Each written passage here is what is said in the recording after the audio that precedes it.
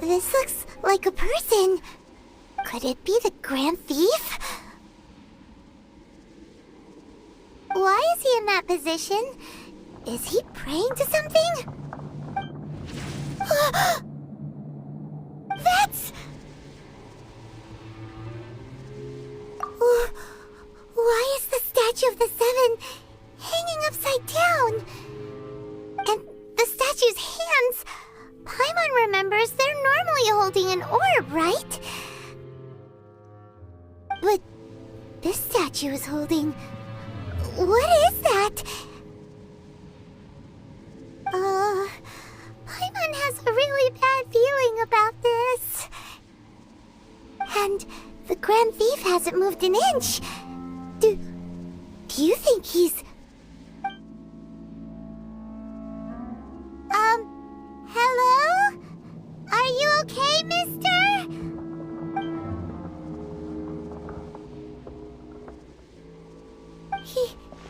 He's dead. Paimon doesn't feel so good. Let's get out of here, and fast! We should report back to Ganyu and Lan. Now what? We can't stay here! Quick, run! You cannot spy on the secrets of the Abyss. You have come here. You have seen our secrets.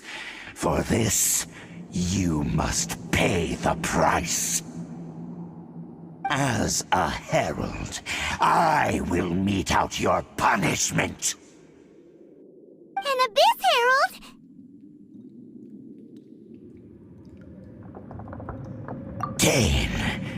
Dainsleif.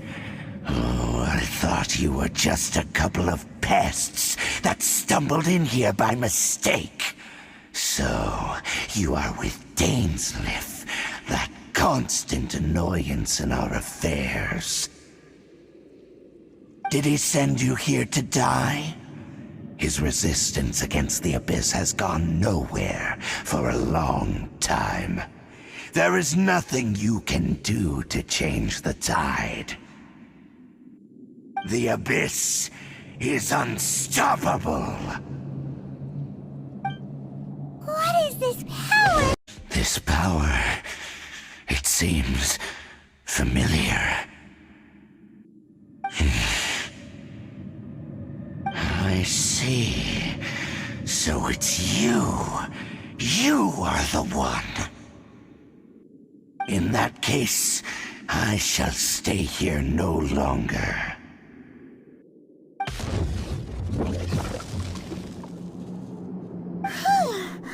What a tough battle! Are you okay? Oh, such a strong enemy! Who knew the Abyss Order had monsters this powerful among them? Huh? What is it? What are you thinking about? Oh, right, yeah! We're near the exit now. Let's get out of this scary place before something even more dangerous shows up.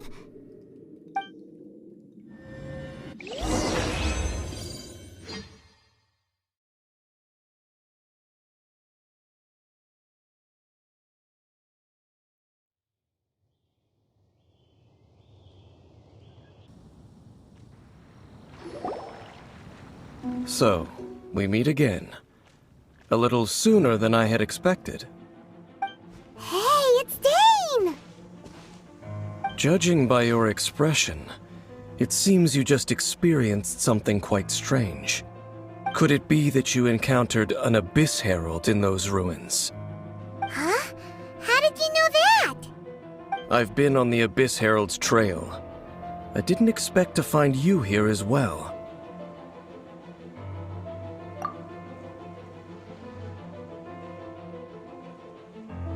An inverted statue of the Seven, holding abyssal power in its hands. No, I have never seen such a thing during my time fighting the Abyss, though I have had my suspicions.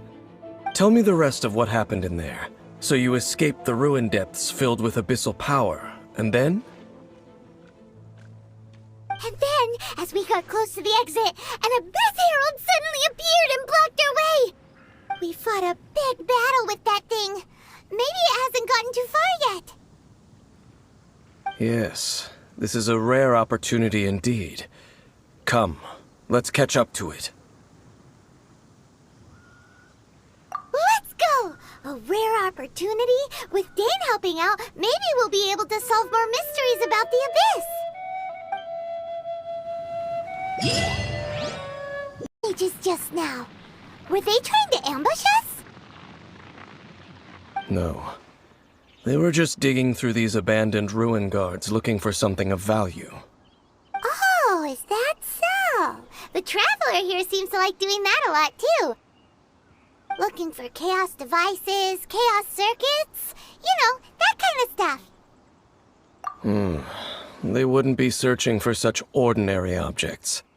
In fact, I was nearby investigating precisely because Abyss mages often come out from that ruin to explore. They seem to be searching the remains of ruin guards for a certain valuable object to take back to the ruins. However, they look disappointed, so it would seem they haven't found it yet. Well then, why didn't you grab one of them just now and ask what they were up to? I certainly don't mean to be merciful towards these monsters of the Abyss, but I have a feeling that their plan with this object is of major importance to the entire Abyss Order. One cannot discover the truth behind it through interrogation. Or rather, these Abyss mages likely fear something else much more than they do. Paimon is getting goosebumps thinking about all this. All right, we shouldn't waste too much time here. Let's continue our search. I'm stronger.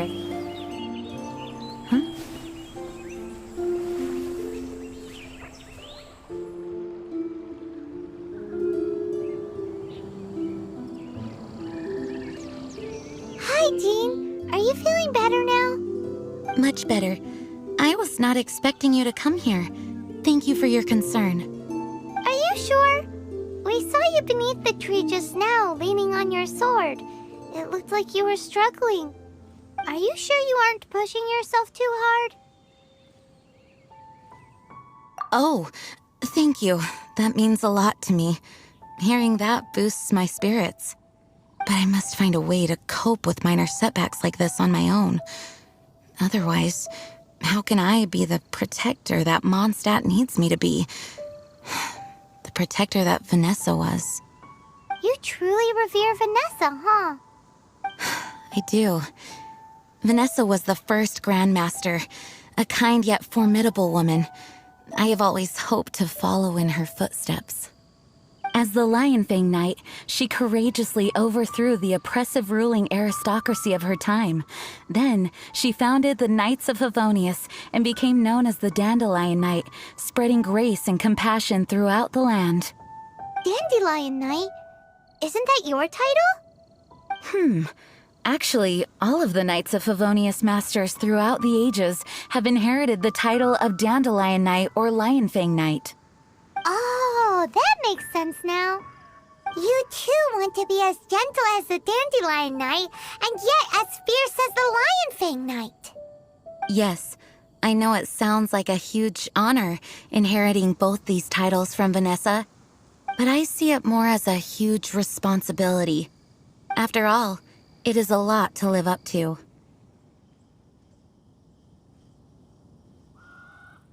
Paimon thinks so too. Huh? Jean? Who's there?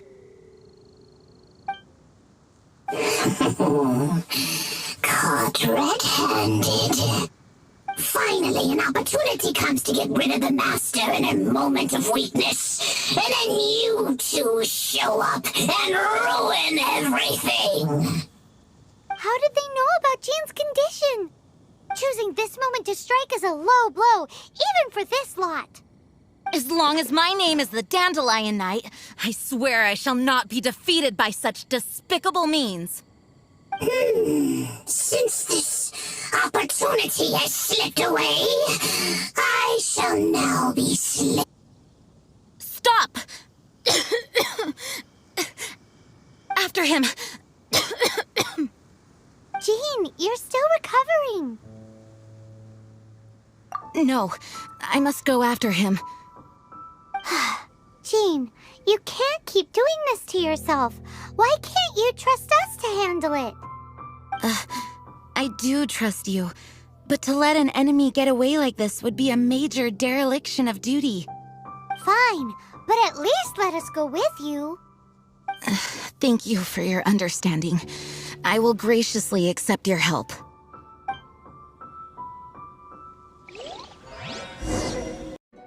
Ugh, darn him and his traps. How badly are you hurt? Oh, one of my own being injured because of me is the last thing I would wish for. Let me handle this alone. No, you are in no state to handle this alone. We're coming too. Okay, but before we move out, at least let me heal everyone with my dandelion breeze. Thanks. You're amazing.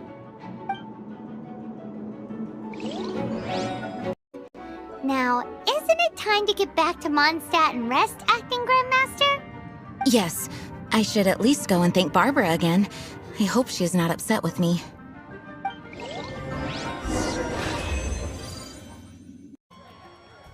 Master, you finally returned.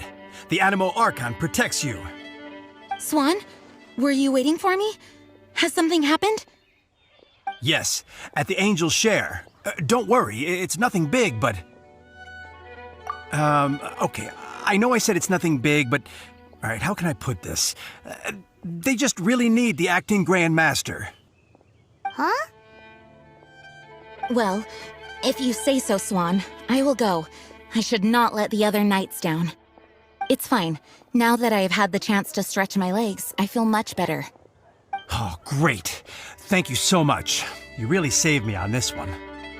For goodness sake, what is happening to the world? Swan used to be the most honest fellow. Now he's dumping things onto Jean. Well, Swan was clearly agitated. Maybe it is an emergency after all. Let's go and see what this is all about, shall we?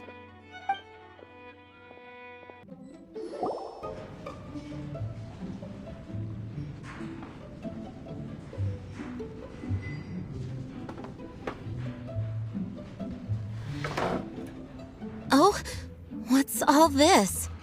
It's a thank you party for you. A thank you party?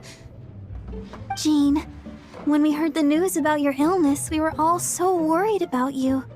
We can only imagine how much pressure you must be under as acting Grand Master, and you do so much work all over Mondstadt. We thought that since you so rarely take any time off, we'd take this chance to throw you a party. Enjoy yourself, Jean. After all, you'll never let us do this once you're back at work. Jean? Huh? Is this Jean when she's shy? I've never seen her like this. It's easy to forget that outside of work, Jean is just a normal person, like anyone else. This is just all such a surprise. Thank you, everyone. This really means so much to me. Well, it's nothing compared to the amount of work you do for all of us, day in and day out. But there are so many things I still need to do.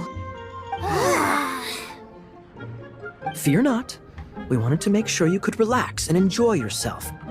So while you were away, we all pitched in and finished off your work for you. Every last task. Did you really? Even the issue with the food deliveries? It was no different from what we see on patrol. A couple of hilly churls. Didn't take much to get rid of them. And the tax returns? I spent so much time doing library admin. A few more pieces of paper to deal with was really nothing to worry about. Well, what about Margaret's missing cat? Are you kidding me? That rascally prince was apprehended by the brilliant honorary knight. And he also reclaimed my precious astral iron strings while he was at it. Enough already. No more thinking about work today. Enjoy yourself while you've got the chance. It is my honor to work alongside you all. Praise be for the Animo Archon's guidance. Speaking of work, it must have been hard work to put all this together. Where did you find the time? Actually, our friend here was the key organizer behind all of this. See all of this food and drink? He made sure it all arrived on time. Not only that, but he cooked each one of these beautiful dishes himself. So relax already. There's no need to be so modest. Of course, we also have Master Diluc to thank for the venue. Otherwise, we would be looking at quite an alarming bill right about now. Despite my initial reluctance to sponsor a Knights of Favonius event in any way, I, like any other citizen of Mondstadt, owe Jean my gratitude for her hard work. Oh, Master Diluc, All right. Jean's supposed to be taking it easy. Stop crowding her. Agreed. Now, let the party begin!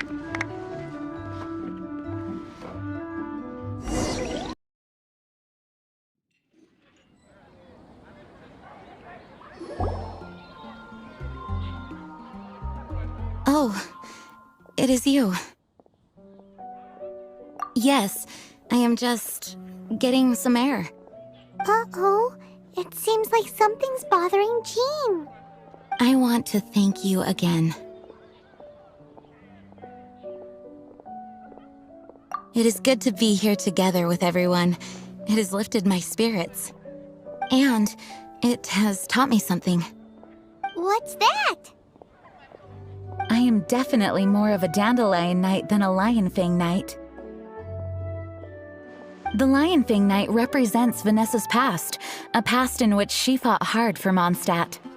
But it was the Dandelion Knight that represented her hopes for the future, a future belonging to the newly formed Knights of Favonius.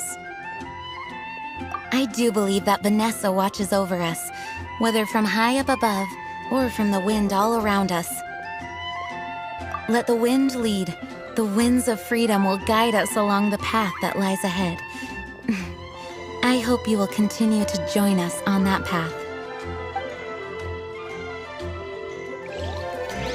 Wow, besides the Abyss Order, Ruin Guards sure are active around here. Seems wherever we find an Abyss Mage hideout, there's often a bunch of Ruin Guards roaming around too. Is that just a coincidence? Or... There are no coincidences in the world. Everything is the fruit of seeds planted long ago. Just like your appearance in that tavern, time is just waiting for those seeds to sprout. Forget it. Just some needless musings. The connection between the Abyss Order and the Ruin Guards is by no means incidental. Rather, they are both branches that have grown out and up from the same roots below. branches? Roots? What do you mean exactly? Both originate from an ancient nation that was destroyed 500 years ago. Khaenri'ah. Huh? Khaenri'ah? Really? The Abyss Order and Ruin Guards are left over from after the destruction of that nation? Oh, speaking of Khaenri'ah, that's really a super ancient name. Oh, right. As your guide, Paimon should explain a bit here. A long time ago, the nation of Khaenri'ah was... Huh? You have memories of being there. But that nation was destroyed 500 years ago.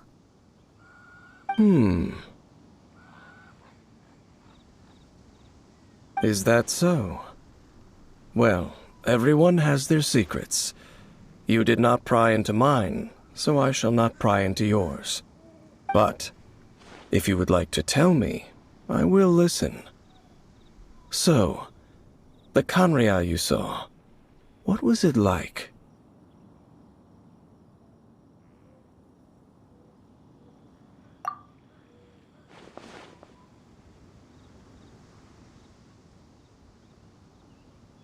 So that's the complete story, huh? Paimon thought that you ran into that unknown god first. I see. So your first memory after coming to this world was being awoken by your brother from within that meteorite. It seems your brother woke up first. But the question is, how long before you? And then your brother told you that the destruction of Khaenri'ah plunged the whole world into chaos, and that you two should leave this world called Teyvat? The destruction of Khaenri'ah? He said that? That destruction you witnessed, that's history from 500 years ago. It seems the first time you awoke in this world was indeed during that period. Huh. So your brother must have understood this world better than you did, because he woke up first. And it was shortly after that that you encountered an unknown god who blocked your path, so you couldn't escape. Oh, Paimon knows this part really well. I understand. When you awoke at that time and hurriedly tried to leave for another world, you didn't know anything about Khaenri'ah. But now, since you have come to gain some understanding of Teyvat, you are able to guess that the war you witnessed all those years ago must be the war that ended Khaenri'ah. Am I right? Ah, if that's the case, you must have been flipping through all sorts of books during our adventure these past few months. Before going to Mondstadt, you had just looked at some vague materials. Later, we managed to gather a whole bunch of old books from all around Mondstadt and Liyue, but you told Paimon they were useless. So, the whole time you were just trying to learn more about Khaenri'ah so you could find your brother? Oh, yeah. You can travel around the 7 nations to find the 7. But where can you go to find a nation that was destroyed 500 years ago? I probably know more about Khaenri'ah than both of you. Khaenri'ah was a nation without a god. Not because it had a god that died or abandoned them, but because it never had a god to begin with. It was a powerful nation, built purely by humans. An unprecedented, flourishing, and glorious civilization. It was the pride of humankind. A nation without a god? Later events unfolded just as you remember. It was all destroyed by gods. You mean that... 500 years ago, the gods descended upon the world and brought desolation to Khaenri'ah. The pride of humankind was uprooted and crushed, like a weed removed from the garden of the gods. How could that be? The history books don't say anything about that. Yes, well, continuing to discuss the past now will only dampen our spirits. Let's keep moving. I will tell you more of what you want to know as we continue our search. It's more ruin guards and abyss mages. Dane was just saying how these ancient machines are from Khaenri'ah. So, did Khaenri'ah have a lot of ruins that needed to be guarded? No. Ruin Guard is the name modern people have given these machines. No one called them that 500 years ago. These Ruin Guards were known as Field Tillers by the people of Khaenri'ah. Field Tillers? What a strange name. It's not like you think. Field Tiller was just a code name. The people of Khaenri'ah like to give code names to their weapons. The land is not to be tilled with farming tools, but rather is to be fought for with steel and blood. This is how the Field Tiller came about. Fought for with steel and blood? Well, that's an interesting way of understanding tilling. Paimon doesn't think it's a very positive interpretation. After the destruction of Khaenri'ah, these masterless field tillers went completely out of control. They wandered aimlessly over the centuries, gradually spreading to every corner of Teyvat. Perhaps resonating with the sorrow of other civilizations lost to time, they found their way to various ruins across the land, where they lie dormant. Well, that sounds so sad. Once you understand more, those details won't mean much to you. But no matter their past, all that remains of them now is the danger they pose. So destroy them all.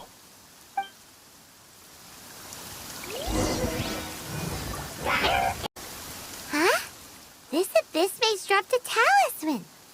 Could it be a communication of some kind? This talisman seems connected to the Abyss Herald. But why would an Abyss Mage be carrying it?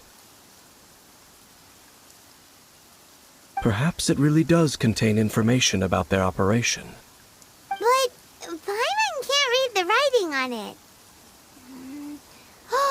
Is that the script of Conria? Engulf the faith of the enemy in flame, and bring glory to His Highness the Prince. What? Is that what it says? Loom of Fate, initial operation. The Abyss, seem to be carrying out a large operation. The keyword here is Loom of Fate. It seems like they are still launching the operation, or rather, are still conducting preliminary tests. Loom of Fate? What's that? Is it literally a fate-weaving machine? From the horrible feeling Paimon's been getting, those eerie ruins are super likely to be related to this fate-weaving operation. So, Dane, what message does this talisman contain? I'm reading it now. An ambitious operation. But some parts are difficult to understand. How so? In short, the first phase of the plan is related to Osile, Overlord of the Vortex. The Overlord of the Vortex? You mean that god in the ocean?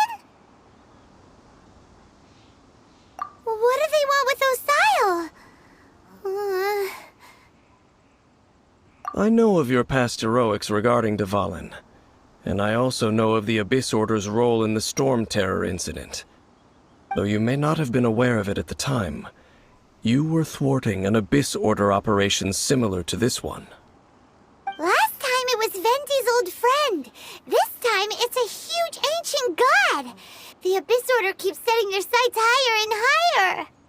Will the Abyss Order use their lies and dark magic to corrupt Osile, just as they did Dvalin? No. From the contents of the talisman, this operation goes one step further. They won't just corrupt Osile's mind. They also plan to use the ancient technology behind the field tillers to completely transform Osile's body. Is that even possible? So wait, the Abyss Order wants to make some sort of cybernetic squid god of mass destruction? Very few people today truly understand the civilization of Conria. Though, of course, the accuracy of that understanding itself is difficult to judge. Only the Abyss Order has consistently sought out the remnants of Conria. Despite being far from human, they seek out this lost human civilization quite persistently. The talisman's message states that they will use the defiled statue as a base, attaching Osile's limbs to construct a mechanized god. And the new core that shall replace the orb usually held by the Statue of the Seven is the eye of the very first field tiller. The eye of the very first field tiller? Oh, Paimon gets it! All those Abyss mages are looking for the special eye, right? It would seem so. This whole thing keeps getting more complicated. But basically, it all has to do with that eerie Statue of the Seven we saw, right? Yes.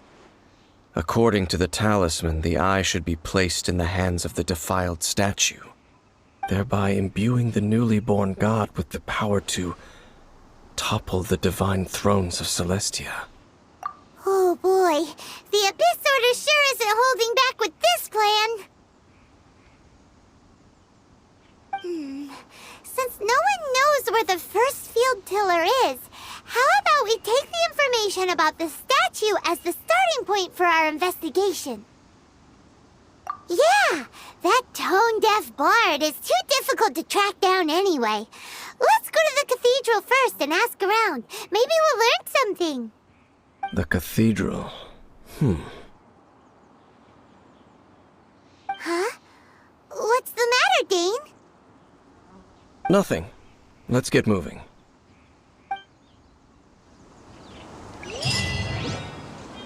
A grandiose cathedral. The people of Mondstadt clearly spent a great deal of resources and energy to construct them. But how aware of this was the Animo Archon on receiving this gift? And how much did he give back in return? Faith doesn't ask for anything in return, though. Does it? As long as the gods have a clear conscience about it all, there's nothing I can say about it. Shh! We're about to enter the cathedral! Don't say anything bad about the Animo Archon! And actually, the Animo Archon is... never mind!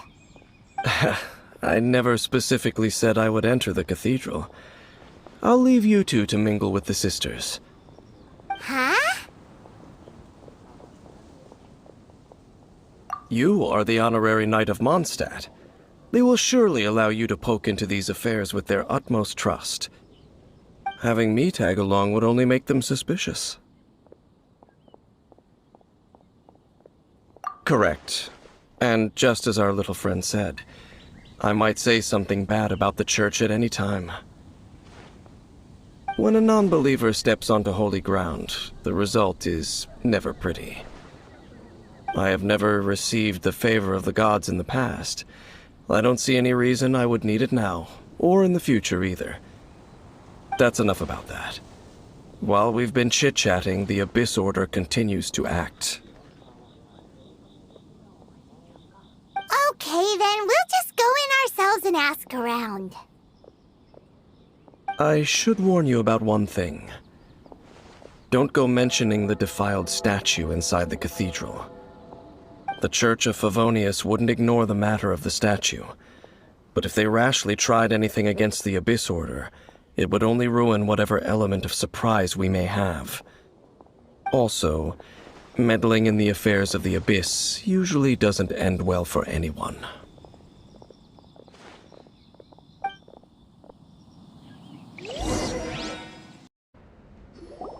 Honorary Knight! Hi, how have you been? Do you need anything today? But I should first make it clear that if you need to borrow the Holy Lyre de Hermel again, we cannot oblige. It seems she hasn't realized it's just an illusion. Oh, we're here to ask some questions about something. Barbara, have you heard about the first field tiller? What's that? Field tiller. What does it do? Of course you wouldn't know anything about that. Okay, next question. Has the church ever lost a statue of the Seven? Huh? You're here to ask about that old story? Well, I didn't expect that. That was such a long time ago, barely anyone mentions it nowadays. A long time ago, there was indeed one statue of the Seven that disappeared one night without a trace. Nearly every member of the church joined the search for it, but it was never found. In the church's records, as you might assume, this incident has been called the Lost Statue of the Seven. Of course! Of course? Nothing? So do you have any other clues? Paimon means any other strange stories? Sorry, Barbara, but we can't tell you about the statue we saw just yet. Like Dane said outside, it's for your own good. Other strange stories? I'm not sure. Let me think about what other unusual incidents are in the church's records. Oh, the tyrant's final fury? No, that's from another time. Probably unrelated. The tyrant's final fury? Oh, this refers to a time of great danger that engulfed Old Mondstadt, the place now known as Storm Terror's lair. Many, many years ago, there was a time when balls of fire would rain from the sky whenever anyone approached Old Mondstadt. Balls of fire raining from the sky? How terrifying! People at that time believed it was a curse laid down by the god of storms, so they referred to it as the tyrant's final fury. This strange phenomenon continued for about a year. No one was ever able to solve it. It just gradually ceased on its own. Right. Later, the theory of the tyrant's final fury became less probable in the eyes of the church. Common reasoning dictates that the god of storms wouldn't shoot fireballs. Perhaps it was something else that caused the disaster. Anyway, this incident might not be related to the lost statue of the Seven, but I just can't think of any other strange incidents that might be. It's okay. Thanks anyway! There's that pointless word, thank you, again. I can never get used to hearing it. Oh, Rosaria, it's you. If you're looking for the Knights of Favonius, they're busy with those monsters again. Those monsters? Those monsters that tried to attack Mondstadt last time during the Storm Terror incident? Wasn't that the Abyss Order? They're at it again? Indeed. They're gathering in Wolvendom, causing great unrest among the wolves. Could it be that the Abyss Order is targeting the spirit of Lupus Boreas? As for what purpose, I can't say for certain. Master Jean has already headed off to Wolvendom. I must also begin to make a move myself. Then I will go as well. Master Jean said you should stay at the church and continue your work with the clergy. But you're also a member of the clergy. Right! We'll go give Master Jean a hand! Oh, okay. If the honorary knight will be there, then... But please, everyone, be careful. May the Animal Archon protect you all.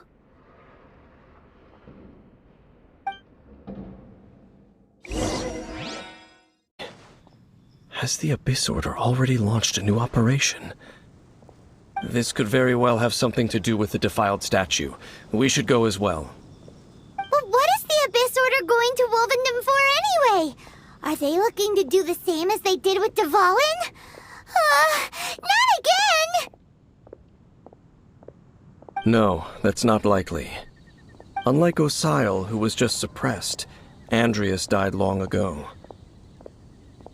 Today, it is just his spirit that stands guard over Wolvendom. The Abyss Herald may just be targeting the spirit of Andreas in an attempt to garner some information from one of the Animo Archon's old companions. Whew. There sure are a lot of enemies around here. The closer we get to the target, the more enemies there are. Fits the Abyss Order's style. Yeah, let's go! I'm not going any further. Huh? Why not? Is it because you're afraid of fluffy animals? It has nothing to do with wolves. It's because Boreas was an ancient god, yet he willingly became a servant of the Seven. I cannot possibly agree with his actions. I don't desire any interaction with him. Besides, you're the one people like. I'm less likable. I have no problem interacting with people, but interacting with gods, that's a different story. It's just my opinion, but a word of advice. Always be on your guard when around gods. You shouldn't place too much trust in them, but at the same time, don't go too far in the opposite direction. Don't go trying to overthrow them or hunt them down, even if the god in question is your sworn enemy. Don't trust them and don't hunt them. That's some awkward advice. Does Dane hate the Seven, or is he protecting them? Lest I repeat the failings of my forebears, I will tell you one final fact. Huh? What fact? The destruction of the nation of Kanria by the gods is the reason the Abyss Order now seeks to destroy the nations watched over by the Seven. Well, enough chit-chat. We should get back to business. I will go take care of the remaining Abyss Order members in the area. Try and keep your visit with Boreas brief. Afterward, let's meet at the entrance to Wolvendom. Up, there he goes. What a strange man. Yeah, that's true. You also keep your guard up against unfamiliar gods. At the Rite of Dissension in Liyue, your decision was very similar to what Dane would do. Not the easiest situation. Honorary Knight, Paimon, what are you two doing here? Oh, Master Jean! So glad we found you. Rosaria told us that you came here to fight the Abyss Order, so we came to help. Then your help is greatly appreciated. The Abyss Order's sudden offensive is very strange. They have surrounded Wolvendom. I am preparing to send out some knights to fight back. I just scouted out all of Wolvendom, but I did not see you. Rosaria told me that the Abyss Order is going after Boreas. But the Abyss Order and Boreas... what is the connection between them? They just like to cause trouble. Do they really need a reason? The Abyss Order already went after Dvalin. It's not too surprising that they would also go after another one of the Animal Archon's buddies. That is true. Regardless, whether the reason behind the present threat is clear or not, I will handle the situation. Honorary Knight, please go and check if Lupus Boreas is in any danger. This god's spirit... he does not often see people, but I hear that you have met him before. Maybe it is best that you are also the one to meet him this time. Okay, be careful. Thank you for your help, Honorary Knight of Favonius.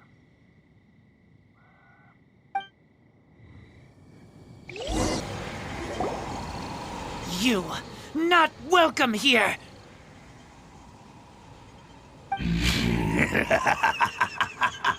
So, the wolf's wretched spirit likes to raise wild pups now. You claim to be a guardian, yet your once sharp claws have clearly dulled since your days of godly glory. If you serve us, we can restore your divine powers you once held in the past. Lies. Lies. What the heck is this ceremony? He looks like he's in a lot of pain. Oh no, is this the same thing they did to corrupt Dvalin's mind? Wolves never surrender! But this can't go on. No matter how many times you resist us, your efforts are all in vain.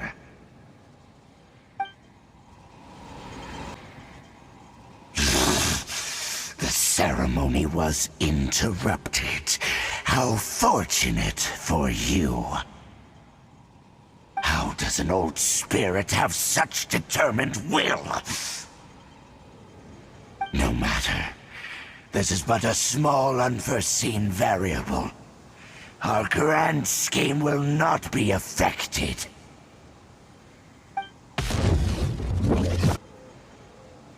It disappeared again! Thank you. You came. Just in time. human Lupercal.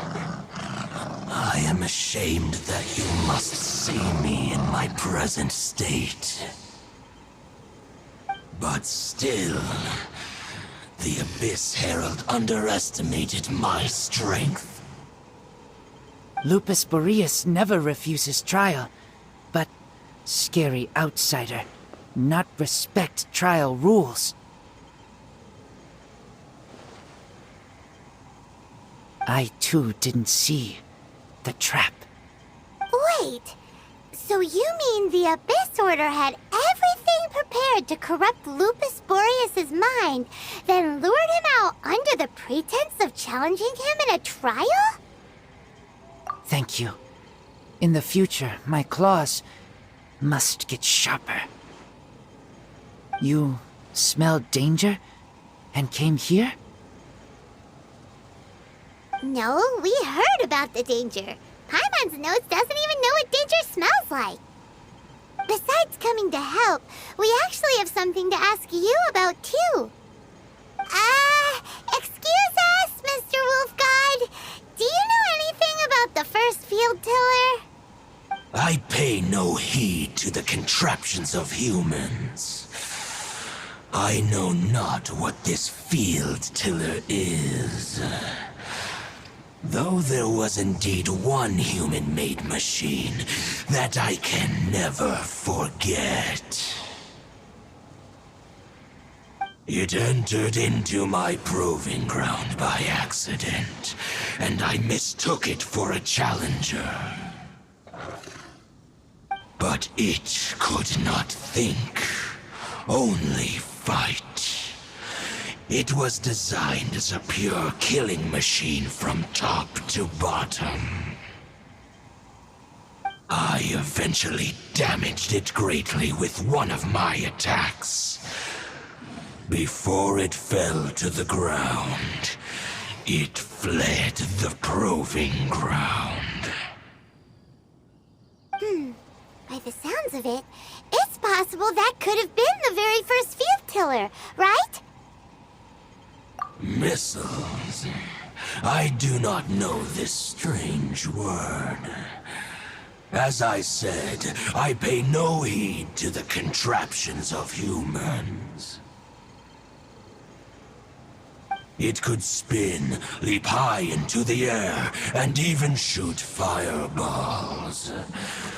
Although no match for a god, it was stronger than even many who wield visions.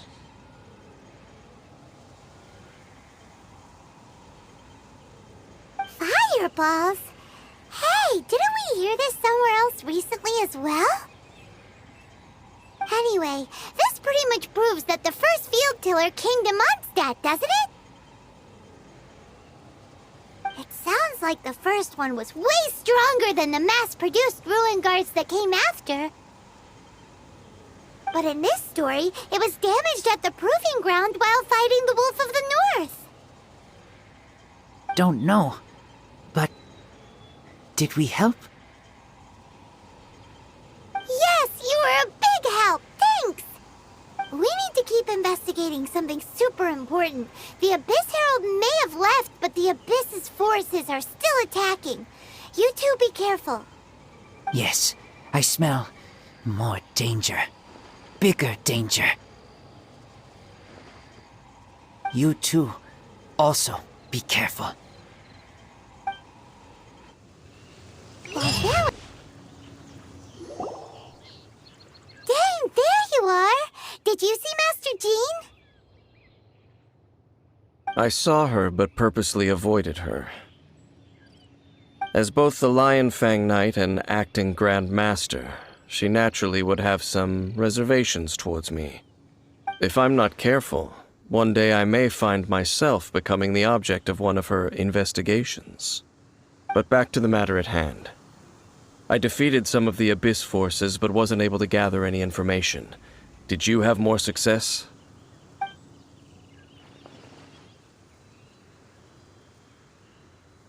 I see. Well then, we can more or less figure out where the first field tiller ended up. Huh? the Lupus Boreas story? That information combined with a more comprehensive analysis. For example, the old story you told me you heard in the cathedral. Exactly. The strange story told to you by that young sister, long mistaken to be a curse rained down by a deceased tyrant. Ah, Paimon gets it! So the tyrant's final fury was really just missiles fired from the field tiller after it ran from Wolvendom. After it was damaged in the fight with the Wolf of the North, it must have wandered into the ruins of Old Mondstadt and stayed there. Then, whenever anyone got close, pew, pew, boom! It would fire a ton of missiles at them, until one day it finally broke down for good, and the fireballs stopped raining from the sky. Back then, the people of Mondstadt hadn't seen many ruin guards before, so they came to interpret it as the tyrant's final fury. It looks like we need to make a trip to Storm Terror's lair and comb the entire area. What do you mean? Huh? You mean... Oh, Paimon remembers too!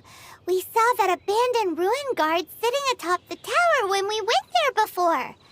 Can't forget something like that. This is it, right? Okay then, use your elemental sight to look for the eye. Ooh, so what did you see? Huh? Nothing? Oh, but Paimon was so excited! What's going on? Are you sure you did it right? This requires another method. Using elemental sight on a field tiller is of no use because it is not powered by the elements. Let me give it a try.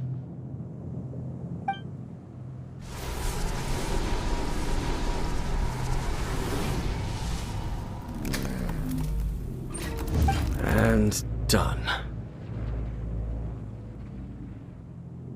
Wow! It's The very thing the Abyss Herald has been seeking all along. The eye of the first field tiller. All of the ruin guards today are just replicas of this machine. As the prototype, its combat capability was unrestricted. prototype? Oh, Paimon doesn't know that word. Is it another ancient term from Conria? As the Abyss Order has surmised, if this eye is placed in the hands of the defiled statue, and if the limbs of Osiel, Overlord of the Vortex, are attached to the statue, there you have a mechanized god. And this newly born god will have the power to topple the divine thrones of Celestia. Yes. Then, what should we do with this eye? No. I'll guard it myself. Huh? You? Dane? You won't go and do anything crazy with it, will you? You may doubt me if you wish, but I must ensure it does not fall into the wrong hands. No matter where we may hide it, they will find it. And as for the Church of Favonius, well, you know I don't trust them. Oh, right. But our work isn't done yet. To avoid any further repercussions, we must also take care of that defiled statue. We can't have the church get involved. Let's handle it ourselves. As for what I mean by take care of it, naturally I mean to completely destroy it. Destroy it? That's a statue of the Seven! As well as being a really important cultural relic, they're actually divine too! Well, good thing we didn't tell Barbara earlier. Otherwise she'd be going completely bonkers right now! Do the Seven really expect me to help them look after what belongs to them? Let's go back to those ruins and destroy the inverted statue. If we are lucky, We will also run into that Abyss Herald. I'll make sure it doesn't get away this time. Looks like we're here. An eerie, lifeless, dark chamber. I understand the evil aura you were describing earlier. Oh, such a scary place. Be careful to not be overwhelmed by the power of the defiled statue. The Abyss Herald.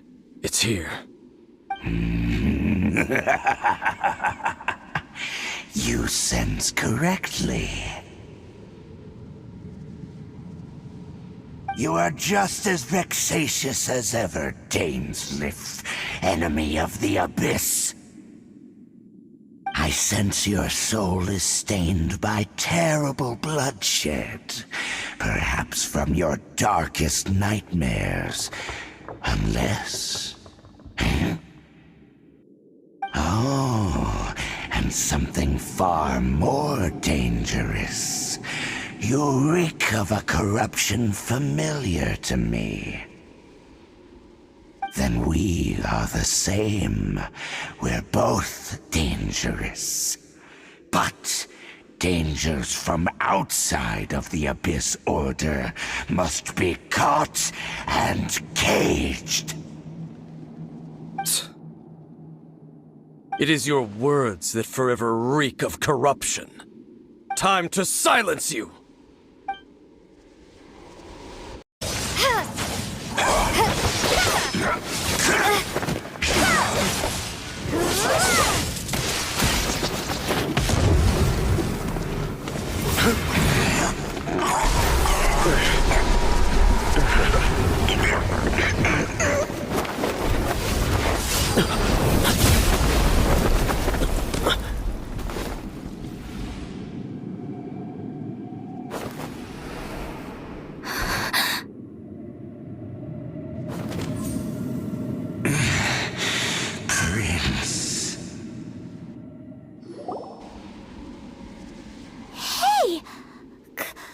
Could that be?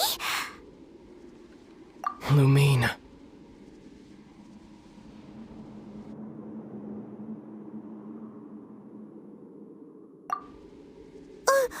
Wait!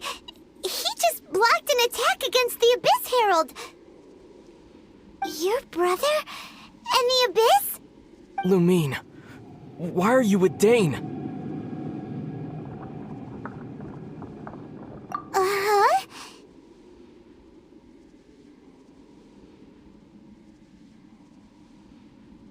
Your brother knows Dane? Ether. We meet again. What's going on here? Dane knows him too? You shouldn't team up with this man. He is my enemy. Ether.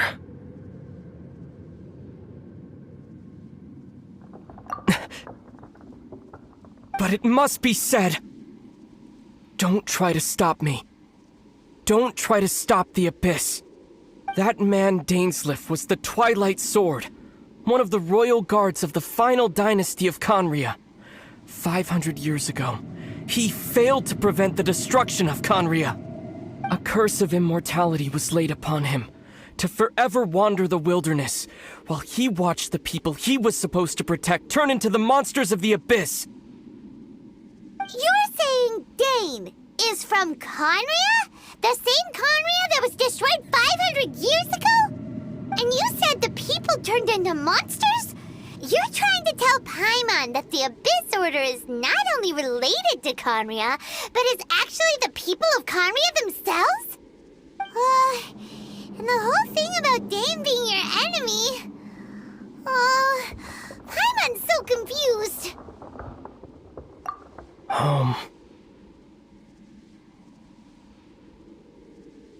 Yes, of course. Home is wherever we are together. But I cannot go with you to the next world to find a new home. At least, not yet. Until the Abyss has engulfed the thrones, my war with destiny will see no end. Listen to me, Lumine. I have already traveled through this world once. Once you reach the end of your journey as I did, you will see for yourself the true nature of this world.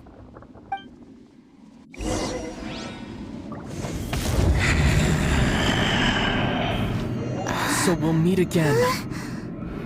Though we need not rush, sister. I have more than enough time to wait for you.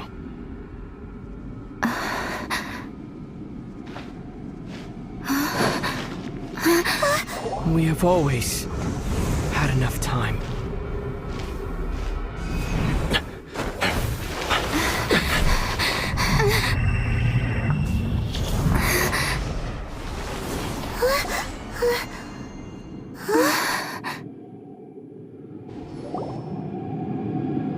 They left. Oh, don't be too sad. We'll find them again. Look on the bright side. At least we got some really useful information. Really? You sure? At least now, as well as the Seven, Dane is also a key part of finding your sibling too, right? That's right! By the way, what they said just now was all pretty confusing. Did you understand it at all? Oh, well then, let's go over it again.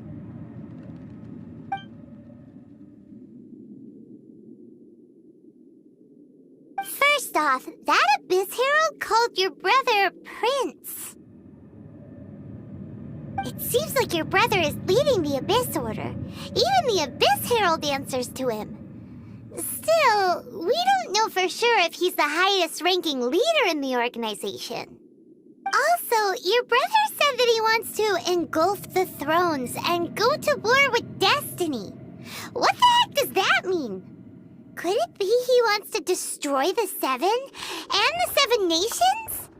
Next thing, turns out the Abyss Order monsters are really what the people of Conria turned into after their nation was destroyed. This story is just plain terrifying. And Dane is from Conria too. He witnessed its destruction 500 years ago. But he didn't turn into a monster. And now he's fighting the Abyss Order. So that's why your brother said that Dane is his enemy, right?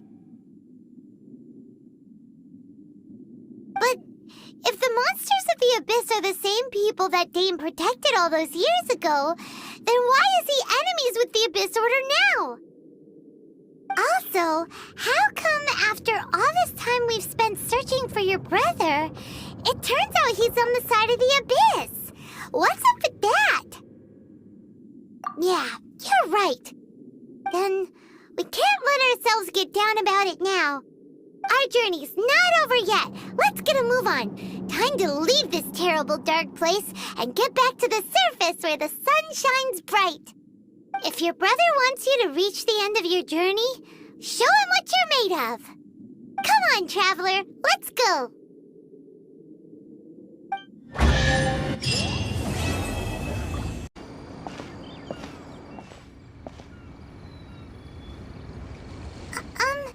Are you okay? Paimon never imagined your brother would have sided with the Abyss. Well, keep your chin up. Paimon believes in both of you. And when the going gets tough, the tough get going. Right?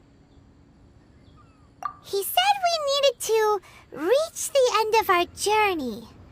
Paimon bets he still has lots more to tell us. And we won't find out what this journey is or where it will end unless we keep going. Then Paimon will be sure to keep up the good work. Although, where should we go next? If we want to continue with the journey... Oh, you mean the god that took your brother away in the first place? You're right. After all, everything that followed, all this confusion, it all started with her. Yeah, Paimon bets she's the key to understanding this whole mystery. Well, We've ruled out 2 gods so far, the Animo and Geo Archons. So, next... Paimon doesn't think we can simply walk into Inazuma. Zhongli said it was a closed nation. We'll have to find some other way in. Why don't we ask someone from Inazuma how to gain entrance? Oh, Paimon's thought of someone already! Atsuko in Liyue Harbor! She's from Inazuma! Let's see what she has to say.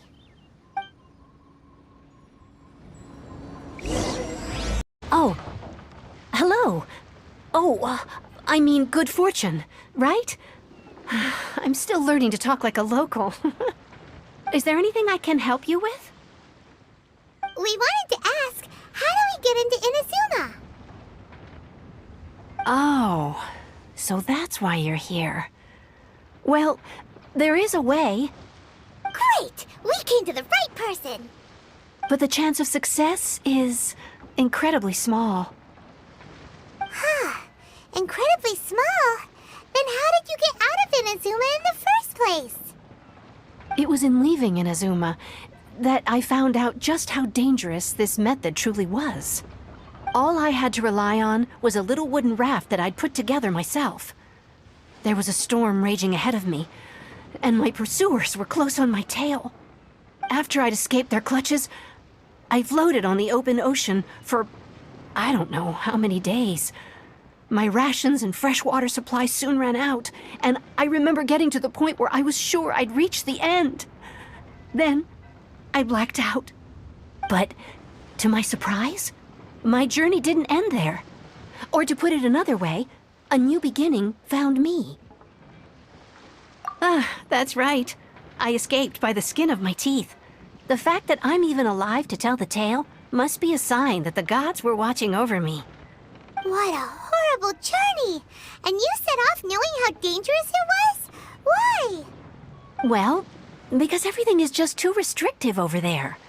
The atmosphere is so stifling. The Kanjo Commission subjects everyone leaving or entering the nation to a protracted approval process, and I felt like I didn't belong there. Kanjo Commission? What's that? Along with the other 2 commissions, they oversee everything in Inazuma. We usually collectively refer to them as the Tri-Commission. I suppose they're equivalent to the 8 trades under the Liyue Chising. One of the obligations of the Kanjo Commission is to conduct rigorous identity checks on all individuals leaving or entering Inazuma. All non-nationals are processed centrally on Rito upon arrival. Meanwhile, the Tenryo Commission is responsible for implementing the recently promulgated Vision Hunt Decree. They act like the executive arm of the Raiden Shogun's rule. Loyal, yet unfeeling. It doesn't feel good to speak ill of my home like this. But after spending so long under that oppressive atmosphere, I begin to lose all hope for the future. What I mean to say is, unless you have an extremely compelling reason to go to Inazuma, you should abandon your plans of trying to get there. You should know that the sea around Inazuma is engulfed in a perpetual tempest of wind and rain. Supposing you survived that, you would still need to get past the samurai guards that enforce the Sakoku Decree, the closed nation policy of Inazuma. And even if you did manage to find a way, you'd still have to produce the necessary documentation at the Rito Center for processing Outlanders. Otherwise, you'd be kicked out immediately. Seems like they really don't want anyone setting foot in Inazuma, huh? They only set that up as a port to guarantee a supply of goods and information to the island. Most Outlanders would be unable to acquire the documentation needed. But if you really are set on going, there is one thing you could try. The raft idea sounds a little on the dangerous side. Plus, Paimon would definitely get seasick. That's not what I meant. You could ask someone from the Crux Fleet if they have some way of getting you to Inazuma. They're well known in Liyue. Voyaging far and wide has made them a well-traveled group with a wide range of experiences. They may just know how to break through the storm. You're right! Paimon's sure be to have all people will be able to get us there. Her crew is super strong. But Paimon wonders if she'll be willing to take the risk. The Alcor is the flagship of the Crux fleet. I heard that it's currently anchored by Guyun Stone Forest on a supply run. This might be your best chance. Then there's no time to lose. Let's go find Captain Beto.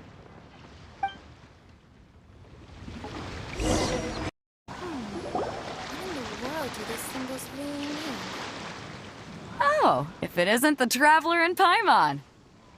I knew you guys would come. Paimon? What a fascinating being. You two give off not only the essence of wind and earth, but also of... yes, the stars. Huh? The fragrance of what now? That's the weirdest compliment Paimon's ever heard. Pay it no heed. I mean only to say I am certain that it is by fate, not chance alone, that we should meet. And that gives our encounter meaning. You're not far off, but they go by a different name in Inazuma. I prefer other means of entertainment. This young man is Kaidahara Kazuha, a temporary addition to my crew for reasons I won't bore you with. Occasionally, he opens his mouth and flowers come out instead of words. With this fine ship and the soft sea breeze, would it not be romantically irresponsible of me not to acknowledge it with a line or two of poetry? No, I can't argue with that. Okay, then. Once the clash is underway, I'll give you a chance to perform. Only if the mood takes me, of course. Poetry for poetry's sake tends to lack meaning. Hey, you don't want to pass this opportunity up too easily, especially seeing as our great hero here might be in attendance. Oh, wait a minute. What's the clash? Also, just to clarify, by great hero, do you mean... Huh? I thought you might be here to sign up. You're telling me you've never even heard of it? The Crux Clash is a martial arts tournament that I hold. There'll be a whole bunch of folks taking part to showcase their talents. There are 2 important rules. 1, competitors must be renowned fighters. We want those with real martial arts ability, not just people taking part for the fun of it. So, you've got nothing to worry about there. I don't think there's anyone out there who hasn't heard of you. 2, you can't take part if you've got a vision. Otherwise, things get a little one-sided. You must be feeling confident, but you might want to watch out. There are a few crouching tigers and hidden dragons lurking around in Liyue. And with Liyue's savior taking part in the tournament, now that's gonna turn a few heads. I think we can expect a healthy turnout this time. But we didn't come here to take part in a martial arts tournament. Well, before you dismiss the idea completely, you might be interested to hear that the prize this time round is particularly sought after. Get this. It's a masterless vision. Supplied by myself, as a matter of fact. If the tournament champion can reawaken that vision, it belongs to them. Is there really such thing as a masterless vision? When a vision bearer dies, the light in their vision will fade away. But the shell that housed that light remains. As for whether this shell has any practical application, well, this remains to be seen. But my intuition tells me that while it remains in the world, it may just be possible for someone else to inherit it. Yep. And the way I see it, a vision is a badge of recognition from the gods. So if anyone's able to rekindle it, it's gotta be an individual of exceptional strength and talent. Organizing the clash is my way of uncovering hidden talents. And hopefully this time, getting a vision to glow again. So if you don't have a vision, this is the perfect opportunity to get your hands on one of your very own. Yeah, we're interested in getting to Inazuma, not fighting in some tournament. Inazuma? You want to go there? Well, why didn't you say so? Inazuma? No sweat. In that case, if you win the tournament, I'll give you a choice. Masterless Vision, or a ticket to Inazuma aboard the Alcor. Up to you. You just want her to take part in your tournament! What's wrong with that? The more talent we have, the better the tournament will be. I couldn't let a competitor like you fall through the net. What are we gonna do? Looks like we pretty much have to do this tournament if we want to get to Inazuma, huh? Great. Then let's get you signed up. Head to the tournament arena in Guyun Stone Forest. Kazuha and I will be over soon. It seems like it will only be a matter of time before the answer is revealed.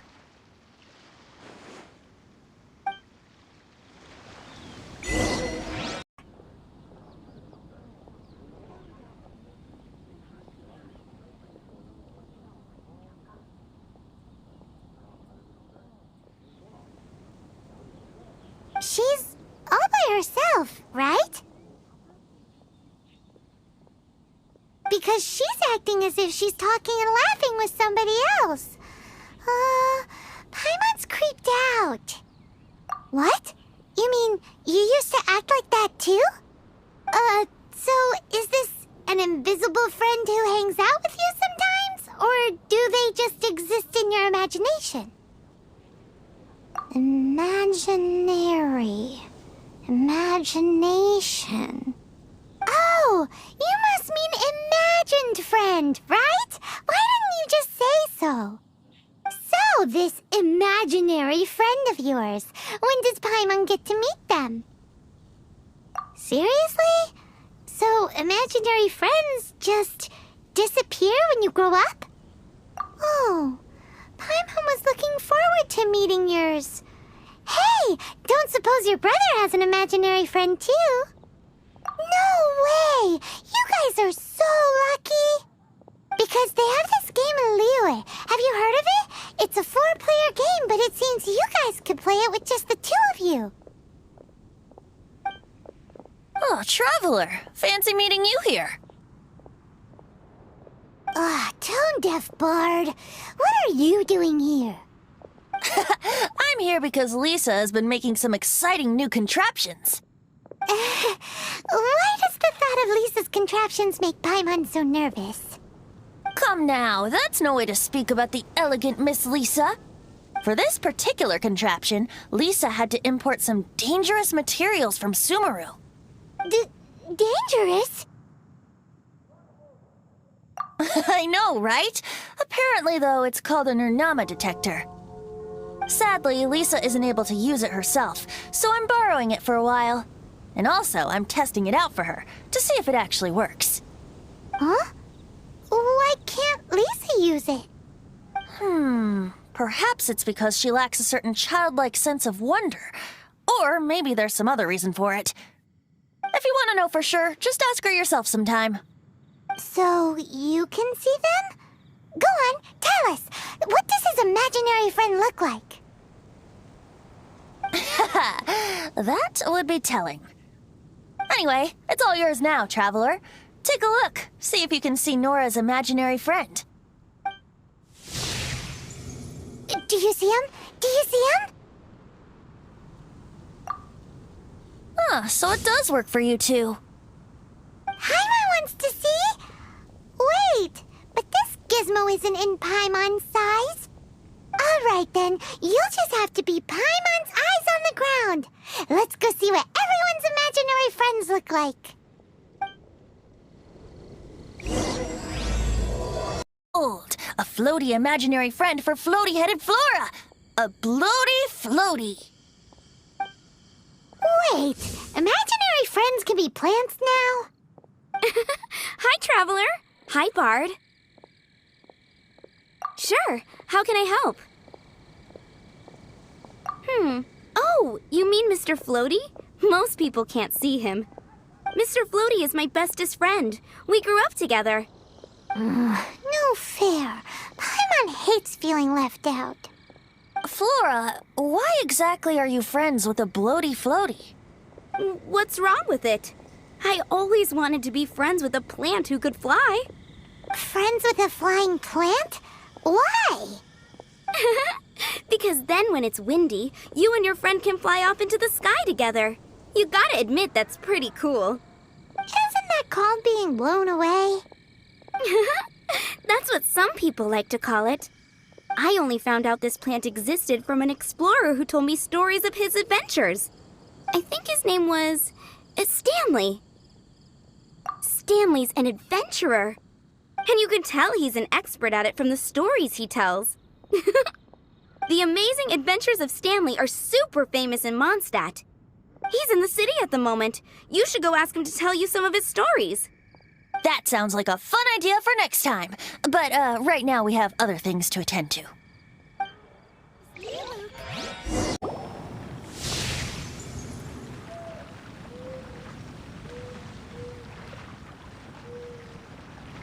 No way!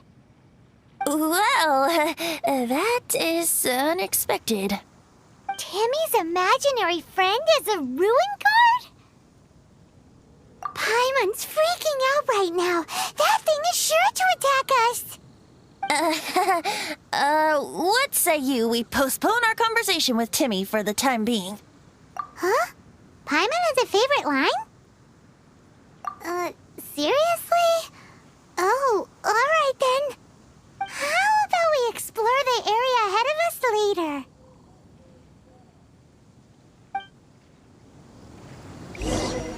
Is you have to drink it at the tavern or you miss out on half the fun. Seems to me you'd find some way of keeping yourself amused even if you drank alone.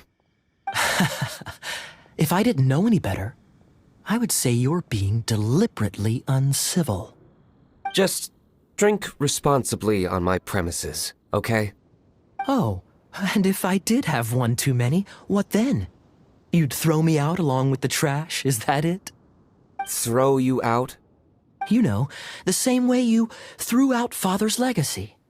You sold off his mansion, or maybe you've forgotten. I see no reason to cling to things that have outlived their purpose. Is that so? Then I trust you were most swift indeed to part with a certain vase? Sorry, I have no recollection. That's odd. Master Diluc, I'm sure I saw such a vase in your home. A beautiful one, unmistakable in fact.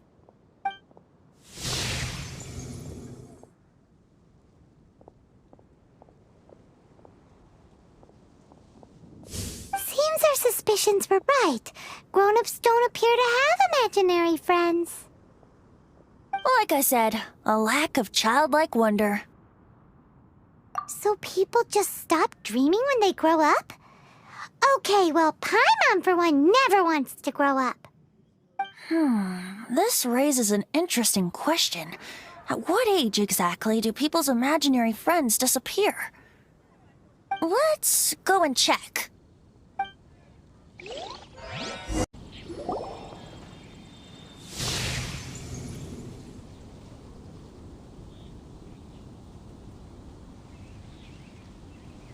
Jean? What is Jean doing here? Is Master Jean Ellen's imaginary friend? Yeah, she's so conscientious. It's terrifying. Oh, hello. What are you guys doing? Are you always training here? You bet. Today, I heard Stanley talking about his adventures. It was incredible. It got me really pumped up. Oh, I hope I can be as outstanding as him one day. So that you can fight shoulder to shoulder with Master Jean? I mean, obviously I want to become a knight. And if I got to go on an adventure with Jean herself, well, even better. Seems Ellen really looks up to Jean. Huh, thanks! I was thinking, it's not every day I get to hang out with the honorary knight. Would you join me for some sword training? Huh, how can I smash all these training dummies at work? I still have a long way to go in my training. So modest. I, for one, think you're quite the pro at this already. Oh, well, I'm exhausted from training, so clearly my fitness needs some work. One day, though, I'll smash all the training dummies in Mondstadt. Ellen, she's our girl. If she can't do it, hilly churl. Thanks. Shoot, I got so caught up here I forgot there's something I was supposed to do today. Ugh, but I'm so sore from training. I can hardly move. Honorary Knight, could you deliver a message to Jack for me? He's a friend of mine, recently started as an adventurer. We were gonna meet up tonight and discuss adventure plans. Could you let him know it'll have to be another day? If I'm not mistaken, you should find him at the Temple of the Lion. He's adventuring with Stanley today. Stanley's a truly legendary adventurer, renowned in all of Mondstadt. He once set foot in the Mare Javari. Great! Thank you so much.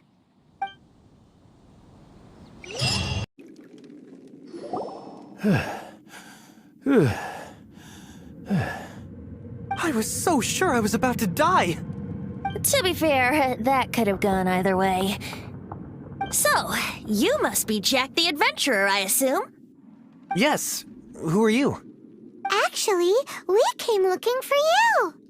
Ellen has a message for you. She said she won't be able to join you today to plan out your next adventure together. She'll join you some other time. Oh, I see.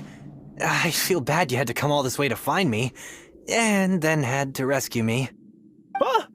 I don't see what all the fuss is about. It was nothing that Stanley, couldn't have dealt with by myself. Whoa! You are Stanley? You are that legendary adventurer? Renowned in all of Mondstadt? Who once set foot in the Mare Javari? The very same. I must say, it's an honor to meet one as legendary as yourself. Well then, how would everyone like to proceed? Head back or head further inside? I think we should keep going. With Stanley by our side, we'll have no problem. Okay, motion passed by unanimous consent. Let's head further in. So, Traveler, I believe I've made a small discovery. Could I ask you to use the Nernama detector once more?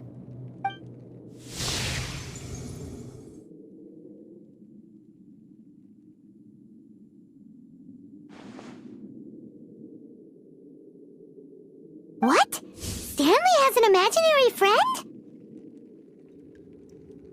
It seems his imaginary friend is a seasoned warrior, covered in scars from head to foot, and a look of staunch determination on his face. You're saying his imaginary friend is an idealized version of his own self? Interesting idea, but is it true? please excuse me. I'll be leaving now.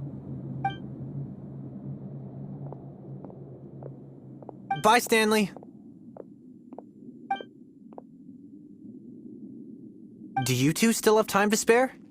What is it? A few days ago, Stanley got drunk and told me a secret. Something he's never told anyone before.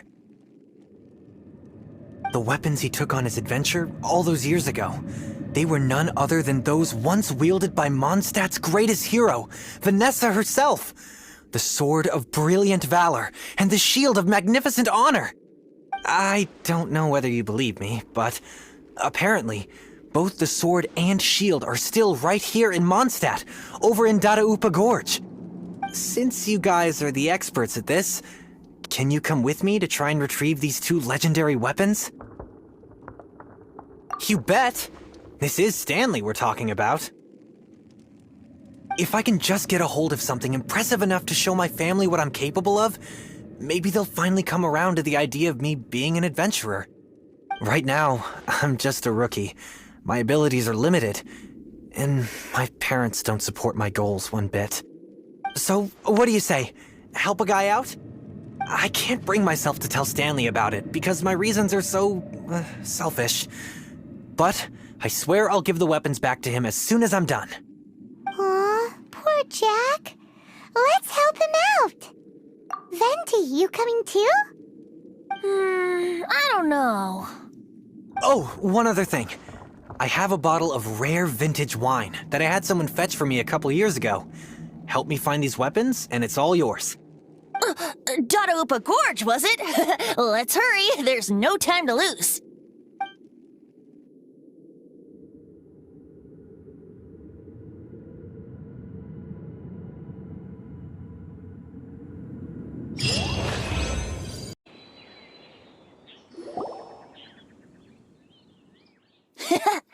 Lo and behold, the Sword of Brilliant Valor.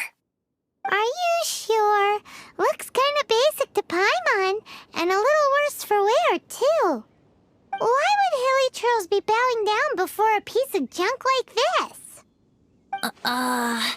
Seems somebody tossed an old sword into a pile of spoils these hilly trolls were already celebrating. This is in terrible shape, and it's so basic, I'm at a loss for words. Say, Jack, have you ever seen an Anemo crystal fly?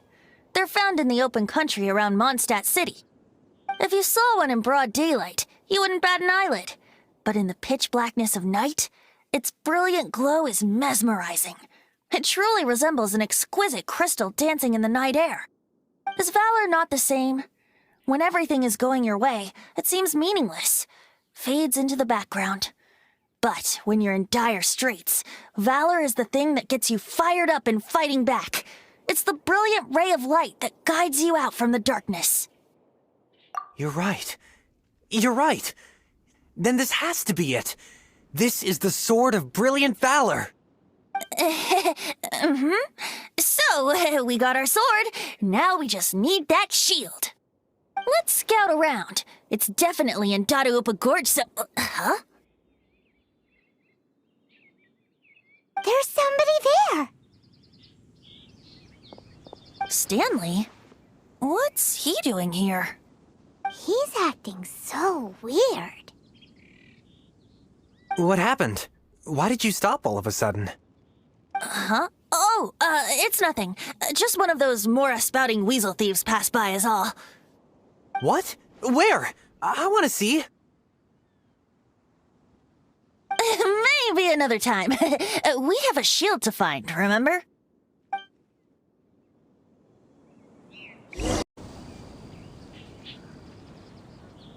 Lo and behold, the shield of magnificent honor. Liar, liar, pants on fire! It's a chunk of wood!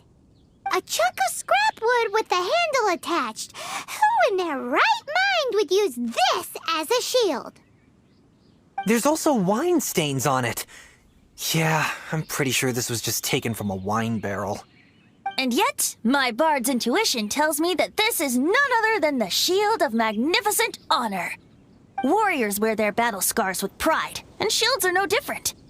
Surely an intact shield is one that has shied away from the battlefield. Is not the broken and splintered shield the one that has fought in countless wars and lived to tell the tale? Though the soldier's body be tired and torn, still they fight till the very end, till they have no blood left to bleed. Such magnificent strength of will. Is that not the true meaning of honor? You do have a point. Shiny new shields don't stay new and shiny for long. Okay then. Well, maybe if we ask nicely, he'll just let us take the Shield of Magnificent Honor for free. Ahem. Excuse me, Mr. Hilly Churro? Well, okay. You take it from here. Hope you've picked up some Hilly Trillium by now. If not, there's always body language. Mosimita. Seems cheerful enough. Maybe negotiating will work after all.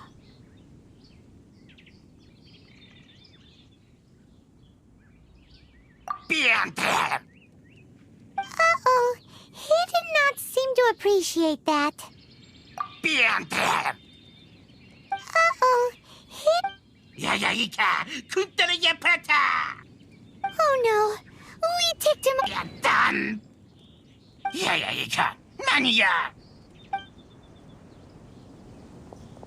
Hey! He dropped the Shield of Magnificent Honor and ran! Guys, thank you so much. I can't believe I actually found them.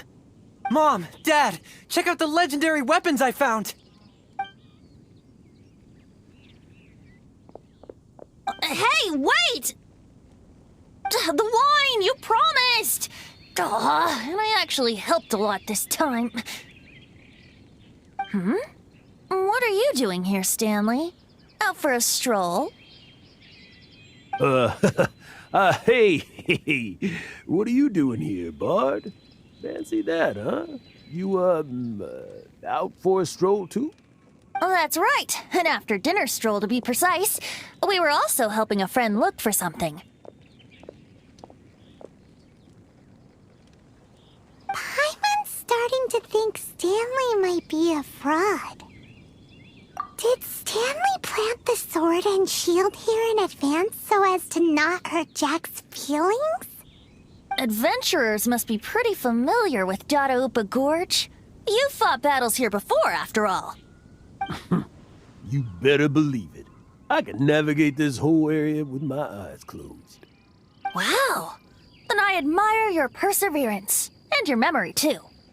It's only to be expected of a great adventurer like me. You guys had better watch out, though. This place is crawling with hilichurros. I'll get back to my, stroll now. Goodbye. Guilty conscience much? Well, he shouldn't have gotten so carried away bragging to Jack, should he? Although, on further reflection, I must say I'm intrigued. Someone who can't let go of the past and gives up on the present instead. I wonder, if such a person was forced to take their first step towards the future, which way would they go? What are you talking about? I'm just musing to myself. Anyway, I propose we take a trip to Angel's Share tonight.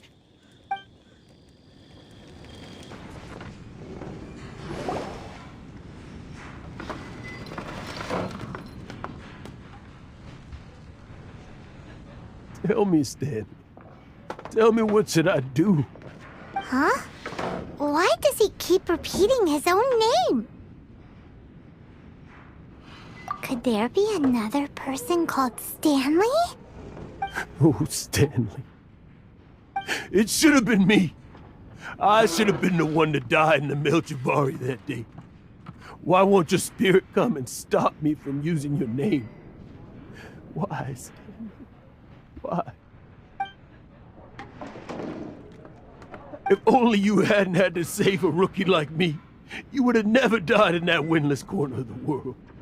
You were a renowned adventurer, destined to become a legend one day. But now, that'll never happen, because your life was cut short, and all because of a worthless tag-along. Does anyone get what's going on here? I think our friend really did make it to the Merjavari. And I think the tragedy he encountered there was real too.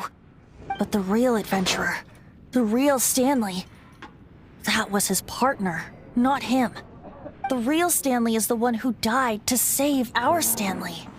Wait, so the only reason our Stanley is called Stanley in the first place is because he stole the other Stanley's name? I fear that may be the case. Stanley, for so many years I've lived in fear.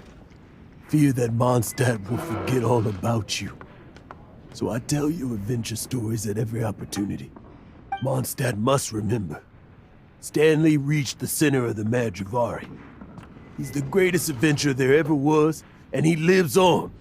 Stanley will never die, because I am Stanley. I am Stanley. I'm sorry, Stanley. I'm getting too old. Now, are you guys planning on eavesdropping much longer? Yikes! We're busted!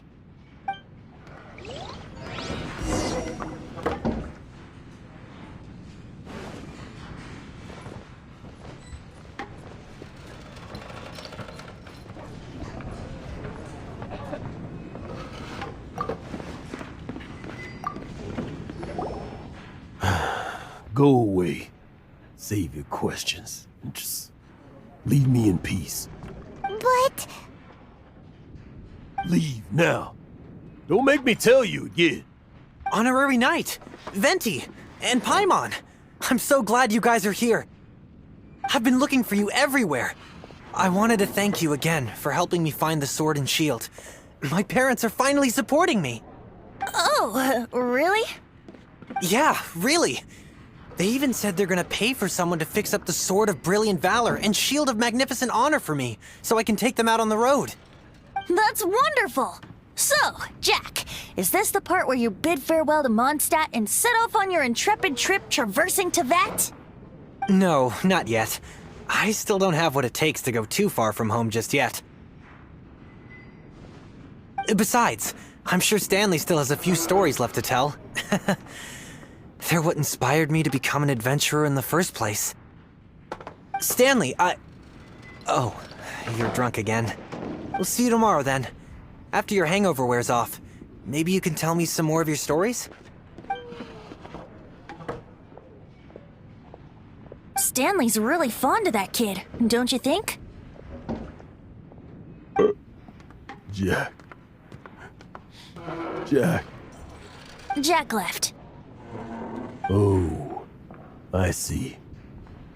Well, thank you for not telling him about my secret. Huh? All of a sudden you're facing the facts? That isn't like you. Just now, I couldn't bear to look at him.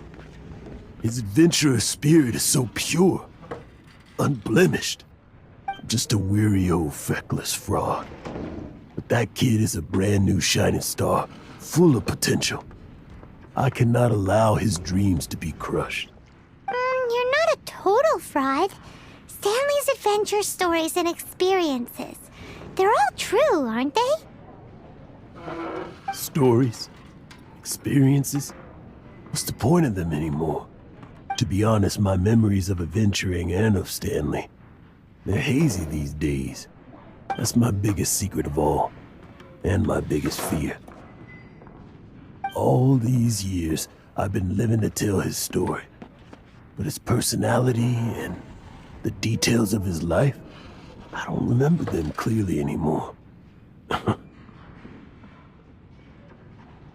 But the one thing I can never forget is that he died in a windless land, where his spirit can never be recovered.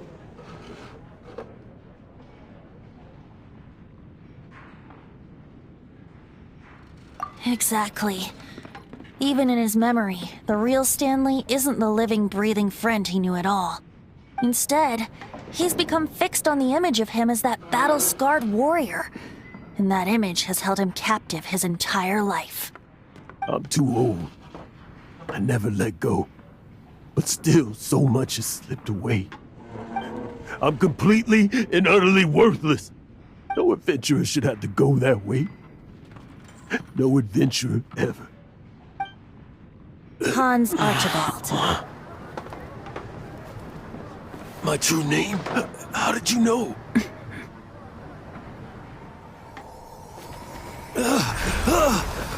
The wind. I can hear the wind blowing in the Mare Javari.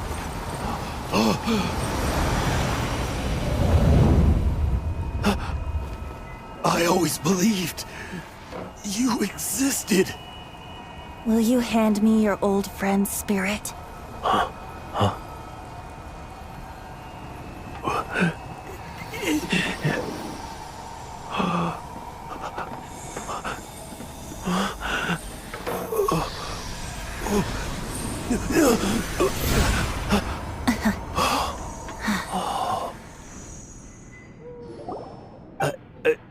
I can't believe it.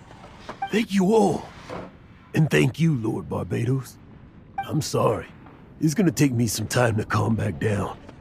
But I think that I'm gonna be okay.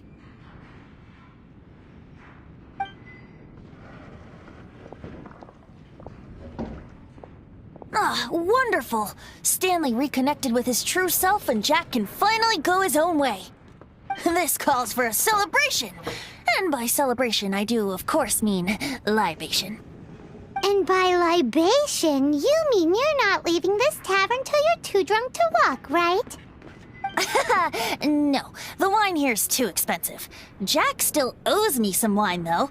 He promised me a rare vintage in exchange for helping him out, remember? I'll head off to fetch the wine. See you shortly. Let's meet at the usual place. Huh? Where's that supposed to be? Why has Paimon never heard of it? Hey, Tone Deaf Bard! Oh, hey!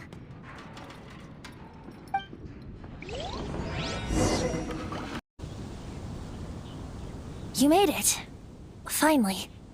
Just tell us where you meet next time, okay? We looked everywhere.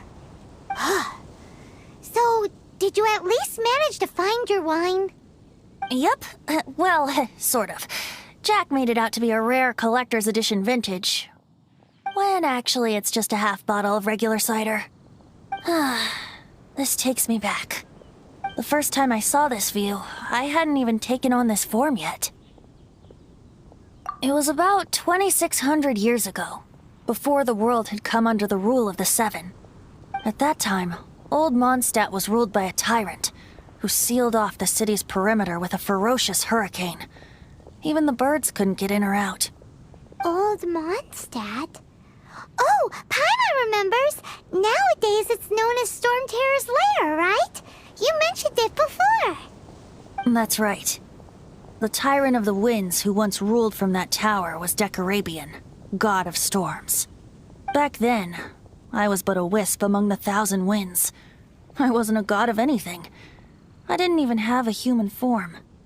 I was just a tiny elemental being who lived in the wind, a gentle breeze bringing subtle changes for the better, or tiny seeds of hope. A tiny elemental being? Without a human form? Venti, do you mean you used to look different than you do now? Yep. My current form is not so different from the situation with fake Stanley. I took the form of a friend. In Old Mondstadt transpired the story to be told, where a tyrant ruled. I met a boy not that old. The lyre he played, and for a song he sought.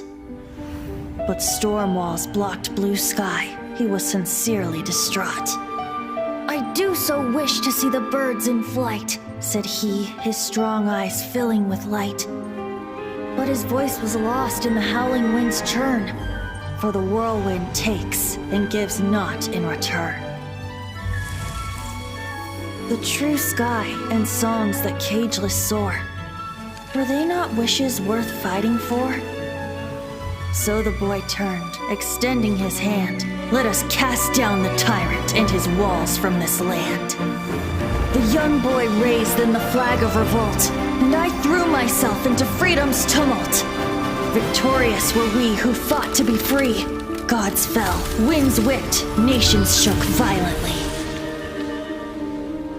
In the smoke, a despot met his doom, and we watched as his great tower fell none too soon. Mondstadt began anew, the story passed down, and since then never has another worn its crown. So then what? What happened to your friend? Say, Paimon, do you wish to hear the next part of the story? Yes, of course! The suspense is killing Paimon!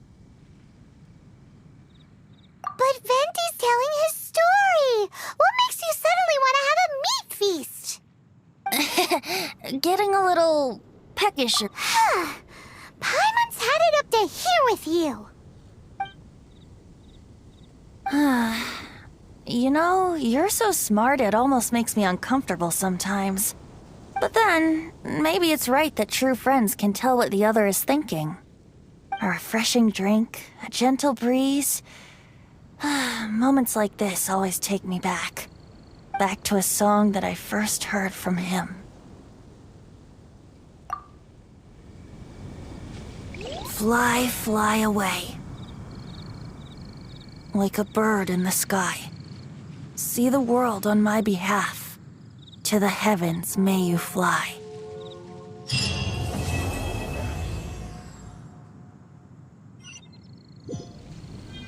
Seems I found myself another new adversary. So you're also here for the tournament? You better believe it. I wouldn't be here if I didn't think I could walk away as a champion. For me, obtaining a vision is the final and most important piece in the puzzle that is my life. No. It's not about what I want to do. This is about who I want to be. I am looking to become a perfect person. I know how that sounds, but let me explain. I've lived a successful life so far, without any setbacks. I've passed every exam I've ever taken, enjoyed numerous successful business ventures, and seem to get on with just about everyone socially. In most people's eyes, I am already the very embodiment of the perfect person. Though, of course, I'd never let the praise get to my head. I know I haven't reached perfection yet, because there's one thing I'm still missing. A vision. You have so much self-confidence. That's not important. I have a contact in the Crux fleet who was happy to vouch for me. So they very kindly made special arrangements on my behalf. I've also brought along a bit of an entourage for moral support. It's such a blessing, really, to have so many good friends in my neighborhood. Of course, I also put in a few good days' practice, concentrating mostly on rare and esoteric styles of Kung Fu. As a high achiever by nature, I'm confident I've done enough to guarantee my victory in this tournament. I seem to have gained another fan. Don't let my aura overwhelm you, though. You'll need your wits about you today. Now then, if you don't mind, I need to finish my pre-competition routine. It's not too long now before you'll get to see me in action.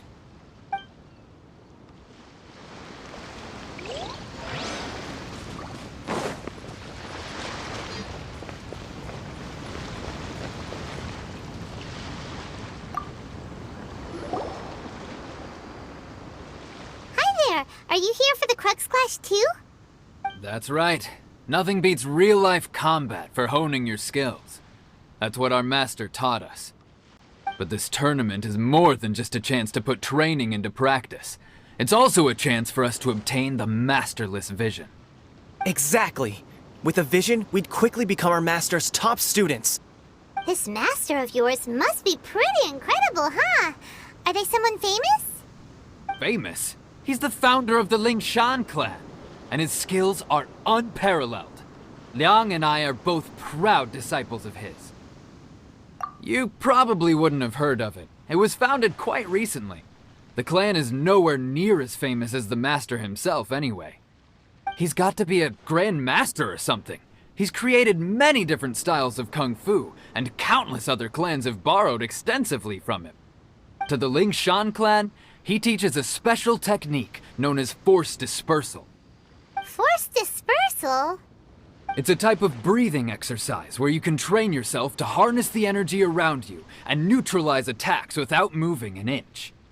For example, our master can use it to alter the path of an attacking fist, or change the direction of an incoming stone, all without breaking a sweat. One time, he sent a challenger flying into the air without lifting a finger. It sure is, but it's extremely difficult to cultivate this ability. We've been training for ages and we're still getting to grips with the very basics. There's no way we could use it proficiently yet. We're clearly not that naturally gifted, or we would have at least gotten the gist by now. If we don't start making progress soon, we'll probably run out of money to pay the tuition fees and still have nothing to show for all our training. There's a tuition fee? Of course! This is a Grand Master we're talking about here. He doesn't have time to waste. If you want face-to-face training, you've got to show you're sincere about it. But here we are, having trained under him directly all this time without even a hint of improvement. Master is getting increasingly impatient with us. Recently, though, we heard that a vision bearer joined the Guhua clan and made pretty much instant progress in their training. So, if we can get our hands on a vision too, maybe we can finally make our master proud. Well, we have to try something new. Otherwise, we're stuck in the same situation. Exactly. It can't hurt to try. And if it turns out it does work, the Lingshan clan will go down in history. Folks will come from far and wide. Heck, we could even become the dominant martial arts clan in all of Liyue. See you in the arena.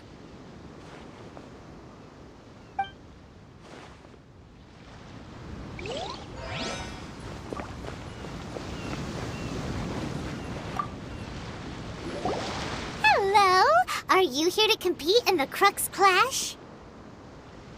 You bet I am. Have you put your names down yet?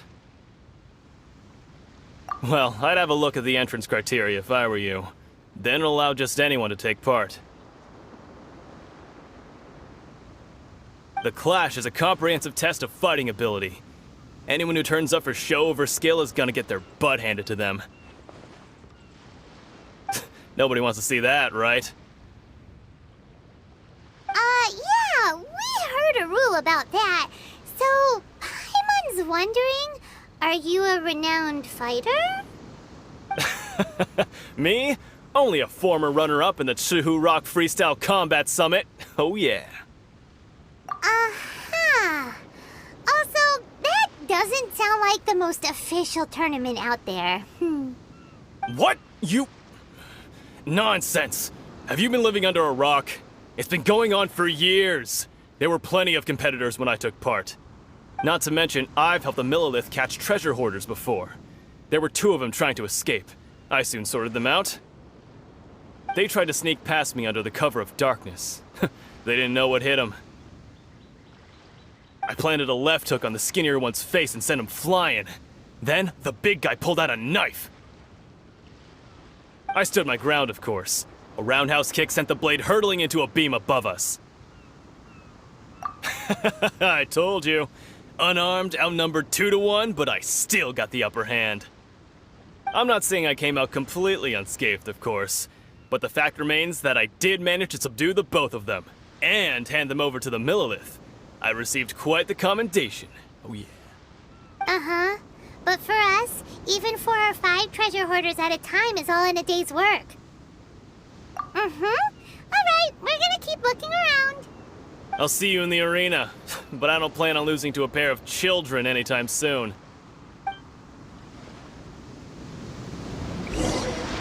So, to recap, we're up against an inflated ego, some gullible guys paying way too much for their kung fu classes, and another guy who's... Chinksa Village arm wrestling champion, huh? Alright, you're signed up. Next, please. What's your name? Wait, aren't you? Did I hear that right? Is it really them? Huh? Aren't they a vision bearer, though? Why are they trying to enter the clash? I have to ask, aren't you the traveler that helped Liyue fight off that ancient god? It's really her! The one that spoke with Lady Kuching at the rite of parting. Oh, I wonder if I can get her autograph later. I trust you are aware that only those without visions can enter the tournament? Really? But from what I've heard, the things you're capable of in combat are nothing short of extraordinary. You walk into the most dangerous situations imaginable, face off against all sorts of monsters, even the Fatui, and always come out on top. Yep, she still doesn't have a vision, though. See for yourself. My apologies. I didn't mean to be rude. I'm sure a great hero like yourself would have no reason to lie. Now, could I ask you to provide a few claims to fame? It's just a formality for you, of course, but I have to make a record of competitors' achievements as part of the sign-up process. So far, I've got defeated the ancient god Osail, so that's one. Do you have any others? Yeah! Also, don't forget to mention that the previous battles include, but are not limited to, Storm Terror Dvalin and Fatui Harbinger Child. Whoa! Might as well declare her the champion already. I wonder if it's too late to withdraw. Okay, that's plenty. Actually, this is the most dazzling track record I've ever seen. By a long shot. Right, your registration is complete. Now, a brief word about the prize. A great hero such as yourself can surely only be here for one thing. To win the tournament and claim the grand prize, namely, a vision. Oh, we're not here for that. We're here because Captain Beto promised to take us to Inazuma if we win the tournament. There's another prize, too? Oh, first I've heard of it. Beto must have upped the stakes this time to attract top talent. But why would anyone want to go somewhere as dangerous as Inazuma? I see. So, I take it you discussed your terms with Beto in advance then? Well, nobody expected you to sign up to a tournament like this. I can hardly believe it myself, to be honest. Anyway, the qualifying rounds are about to begin. I'll leave you to your preparation. Hey, so Paimon's thinking about that whole no vision bearers rule in this tournament. Even though you don't have a vision, most people in Teyvat think that you can't manipulate the elements without one. So Paimon thinks you probably shouldn't use your elemental abilities during the tournament. You know, just to avoid any misunderstandings. In any case, looking at the competition, it should still be pretty easy for you to win, even without using any elements, right? Alright, it's showtime! You got this! You seem like you're raring to go. Are you ready to compete? Good. Then please follow me into the arena.